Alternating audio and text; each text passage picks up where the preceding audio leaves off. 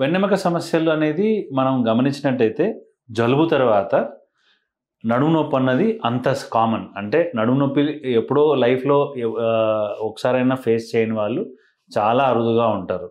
So, వెన్నెముకలో నొప్పి అంటే మెడ నొప్పి కానీ, నడుము నొప్పి కానీ రావడానికి చాలా కారణాలు ఉంటాయండి. ఇందులో సింహభాగం అంటే 70-80% మందికి అరుగుదల వల్ల వచ్చే వెన్నెముక సమస్యలే ఎక్కువ.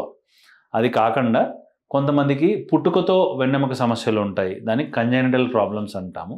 కొంతమందికి ఇన్ఫెక్షన్ ద్వారా వస్తుంది. మన దేశంలో ముఖ్యంగా క్షయవ్యాధి అంటే టీబీ వ్యాధి ఊపిరితిత్తుల తర్వాత వెన్నెముకలోనే అంత కామన్‌గా ఉంటుంది. ఇప్పుడు బాగా తగ్గిపోతూ ఉన్నా కూడా ఇంకా మనము వెన్నెముకలో ఇన్ఫెక్షన్ క్షయ వల్ల వచ్చే ఇన్ఫెక్షన్ కానీ, బ్యాక్టీరియల్ ఇన్ఫెక్షన్ కానీ కూడా చూస్తూ ఉంటాము.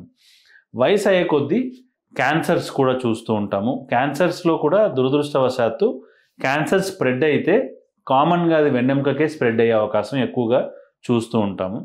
అలాగే ఫ్రాక్చర్స్ కూడా అంటే యాక్సిడెంట్స్ వల్ల కానీ, లేదంటే ఎముక డొల్ల పడిపోవడం అంటే ఆస్టియోపోరోసిస్ వల్ల జరిగే ఫ్రాక్చర్స్ కూడా మనం వెన్నెముకలో ఎక్కువగా చూస్తూ ఉంటాం. కాబట్టి వెన్నెముక సమస్యలు చాలా ఉంటాయి. మన నడుము నొప్పి, పక్కింటి వాడి నడుము నొప్పి ఒకటి కాదు. కాబట్టి మనం ఖచ్చితంగా కారణం కరెక్ట్‌గా కనుక్కొని ఆ వెన్నెముక ఏ దశలో ఉందని మనం కనుక్కుంటే దాన్ని సక్సెస్‌ఫుల్‌గా ట్రీట్ చేయగలుగుతాం. ఎప్పుడు కూడా నొప్పిని ట్రీట్ చేయకూడదండి. కారణాన్ని ట్రీట్ చేయాలి. కారణం ట్రీట్ చేస్తే నొప్పి అదంతకదే తగ్గుతుంది. మీరు తీసుకునే అదే మందులు, అదే నాణ్యమైన మందులు, కానీ సగం ధరకే. అవును, మెడ్ ప్లస్ బ్రాండ్స్ పై 50-80% తగ్గింపు.